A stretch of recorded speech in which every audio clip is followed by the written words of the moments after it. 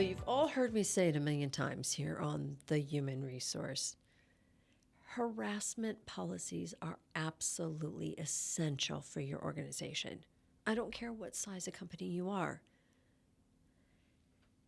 Many of our states require harassment training on an annual basis, and the rest of us out there, have court systems that prefer and will give preferential treatment to organizations who are out there training for harassment and anti-discrimination.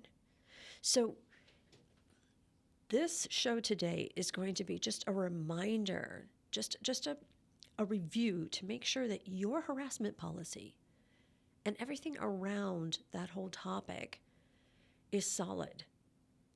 Because I'm just still looking at organizations and they look at me and go, what? A complaint process? What are you talking about? We don't get complaints. Well, I'm thrilled that you're not getting complaints. But what if you get one tomorrow? Are you ready for it? So this show is going to get you ready for it, because I can't think of a company not having a process in place. So the first thing, and by the way, this information is all coming from my the program that I work with through the HR Academy. It's it's harassment training for management, and it's at that high level. It's to help teams understand all the different components that go behind an actual harassment policy. So I'm going to read this through here, and I want you to think really hard about what are you and your team doing, and maybe are you missing a few of these pieces. So the very first one is a harassment prevention policy that is easy to understand and is regularly communicated to the employees. How many times during the year do you talk about your anti-harassment policy? And I'm not saying you bring out the handbook and you read it verbatim. How many times are you literally just mentioning, either at a safety meeting or in your annual or maybe a quarterly review meeting, a State of a Union meeting? How many times are you updating posters or even just changing your harassment posters in the employee lounge? If you're not doing that, please consider that. Remember, people get desensitized by seeing the same thing over and over again. So how often are you communicating your anti-harassment policy to your employees? It should be multiple times. You should be doing this at least once a quarter. At least once a quarter. Find a way to do it. And there's some clever ways of doing it. And then, do you have a harassment reporting system that employees know, they're aware of, right? And that it's fully resourced. It accepts reports of harassment experienced and harassment observed. And what I mean by harassment observed, remember, bystanders have a responsibility to report harassment when they see it, when they're knowledgeable of it, when they're aware of it. So bystanders have to be trained as well. What is your reporting process? If someone has a claim, if someone has a concern, if someone has something to talk about involving what they believe to be harassment, what does that reporting process look like? I was working with an organization this week, and they specifically just looked at me and go, well, this is what everybody told us. Okay, what statements do they have? Where's your complaint form? Who's handling all this? Who's going to be the investigators? Where are we? What's our timetable? Had nothing. They had nothing. They do now. But this is an important part. Just because you have a policy, what's the reporting process? Who's going to be collecting that information? And then an imposition of discipline that is prompt, consistent, and proportionate to the severity of the harassment, if harassment is determined to have occurred. Do you know, as a company, what you're going to do as the consequence if harassment is identified. Now, look, I totally get, in fact, I'm one of the biggest proponents for management teams exercising discretion. One of the biggest problems and issues that we can get into is when something's etched in stone in a policy written saying that if this happens, this is the consequence. If this happens, that's the consequence. Because sometimes things aren't that black and white.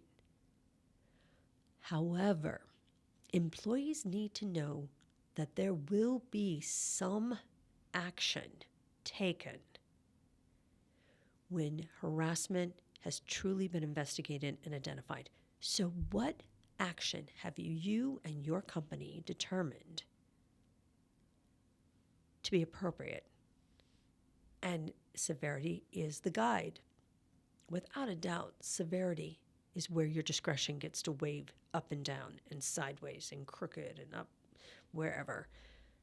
And if you're not talking about this because it's never happened, that doesn't make it right. Take a couple scenarios and think it through. What will you do, and who's going to be the decision makers? Accountability for mid-level managers and frontline supervisors to prevent and or respond to workplace harassment. Meaning,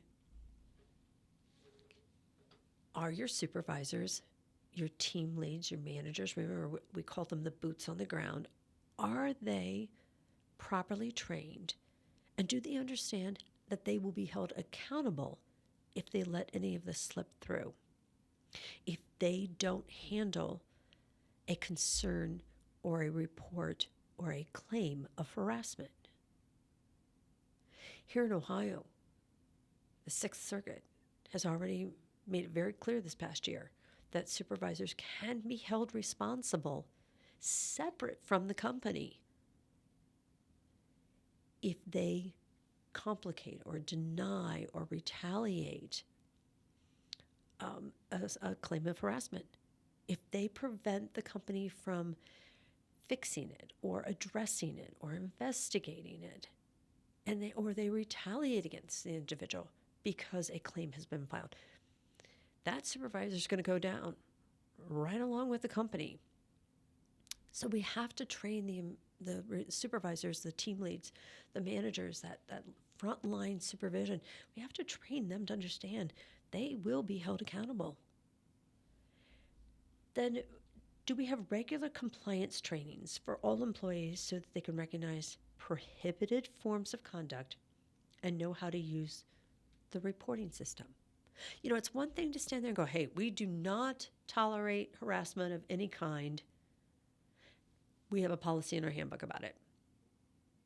But are we training the employees who to talk to, when to talk to them, what information we're looking for? You know, it's interesting. I still go to handbooks and I'm still, editing or auditing handbooks that say, well, you have to talk to the owner. You know, if you believe you've been harassed, we want you to talk to the owner. And I'm really quick to back around and go, wait.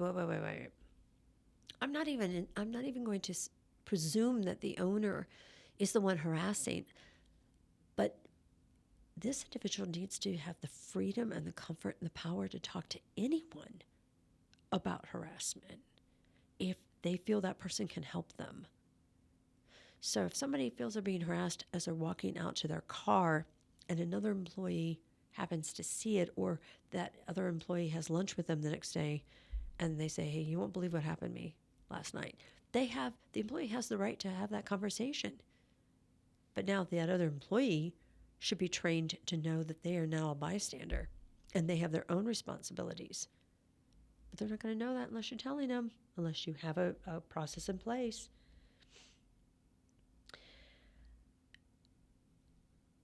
When we put this together and when we have everybody comfortable knowing that they're playing a role in an anti-harassment environment, in an environment where harassment will not be tolerated, everybody will feel so much more comfortable knowing that there's going to be an end, that everything will be taken seriously in this claim or this concern, and that it will be looked at correctly and it will be acted on. Something that I always try really hard to do is remember or remind my clients, look, if you have a team that will handle the investigation and they have a need to know all the details, switch it around after 6 months and bring in another group so that they have the opportunity. And hopefully they'll never have anything to work on, but at least they will feel like they're a part of the solution. And after all, isn't the solution really what we're after? None of us want to deal with harassment. None of us want to have to deal with harassment. But if you have a good harassment policy in place, and then you have a system and a process on how to handle a claim of any sort, whether it's justified or not, everyone's going to feel so much better. And then you'll feel like you did a good job. Thanks for listening. Let us know how we can help here at the Human Resource.